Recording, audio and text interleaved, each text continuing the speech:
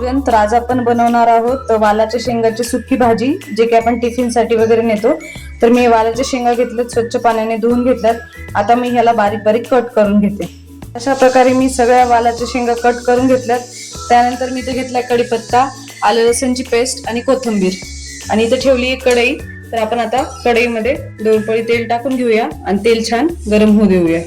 तेल चांगलं गरम झालं की त्यामध्ये मोहरी, जिरं, कढीपत्ता, त्यानंतर आलं लसूणची पेस्ट, आपण ह्या जे शेंगा कट करून घेतल्यात त्या सगळ्या टाकून घ्यायचं.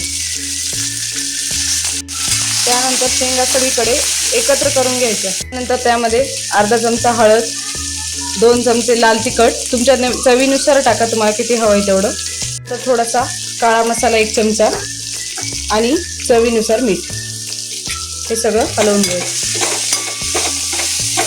त्यानंतर त्यामध्ये शेंगदाण्याचा कूट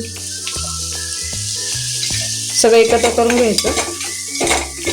पाण्याचा शिंतोडा देऊन झाकून ठेवायचं. अशा प्रकारे 5 ते 10 मिनिट कमी फ्लेमवर शेंगा शिजेपर्यंत झाकून ठेवूया. प्रकारे तुम्ही बघू शकता किती छान प्रकारे आपली ही वालाच्या शेंगाची भाजी टिफिन साठी नेण्यासाठी रेडी आहे. जर तुम्हाला आवडली असेल तर नक्कीच ट्राय करा आणि कमेंट मध्ये सांगा की कशी झाली आहे. थँक्यू.